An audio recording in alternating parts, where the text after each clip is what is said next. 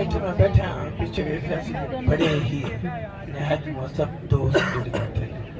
और मेरी ज़िंदगी से पहला इत्तेफाक है कि किसी भी यूनिवर्सिटी दे विच इतने अच्छे बाज़ौक़ सुनने मौजूद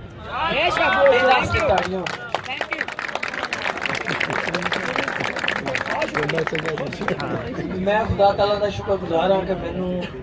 पंजाब दे विच और पंजाब दे गढ़ विच बिलखसूस सांदल बाग दे विच इत्तेफाक होया पढ़न दा चाहूँ कि मुख्तसर फरमा रहे हैं बिस्मिल्लाह मैं कोशिश करांगा मुख्तसर ही होगा इतने प्यारे दोस्तों के विच कलाम पढ़ना भी बड़ी गल है और स्पेशली तौर पर मैं दिल दरिया पाकिस्तान तंजीम का शुक्रगुजार हाँ कि इन्होंने अपनी मोहब्बत का इजहार करते हैं चुप दी बिल्कुल अवार्ड तो नवाजा अल्लाह ताला इस तंजीम को हमेशा आबाद रखे चंद शेर अर्ज करांगा बिस्मिल्लाह नॉर्मल तो बहुत ज़्यादा टाइम ले लिया अगर इजाज़त हो बिस्मिल्लाह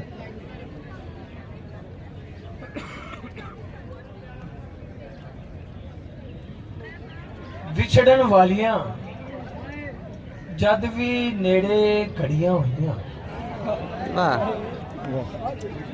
विछड़न वालियां जद भी नेड़े घड़ियां हुईयां दिल तां दिल सी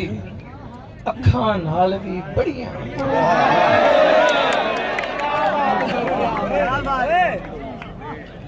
विछड़न वालियां जद भी नेड़े घड़ियां हुईयां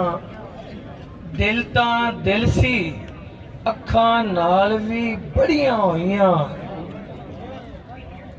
तेरे हुंदियां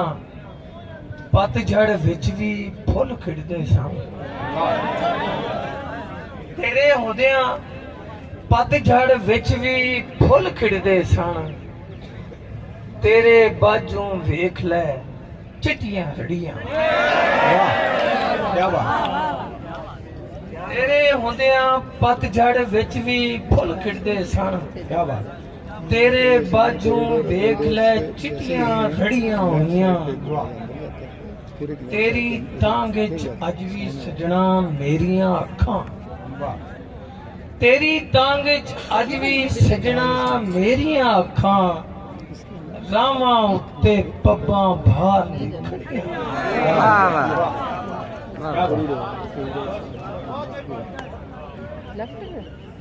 अज भी तेरा मुख नहीं दिसया शामा तिकर अज भी तेरा मुख नहीं दिसया शामा तिकर अज भी अखां मेरे नाल न लड़ी लगता है कि एक भी लीक नहीं ओदे घर नूं जांदी अजद एक भी लीक नहीं ओदे घर नूं जांदी अमजद खबरे किन्ने हथ दियां लीकां फड़ियां एक भी लीक नहीं ओदे घर नूं जांदी अमजद खबरे किन्ने हथ दियां लीकां फड़ियां क्या बात विछड़न वालियां जद भी नेड़े घड़ियां दिल तां दिल सी अखां नाल बड़ी बहुत शुक्रिया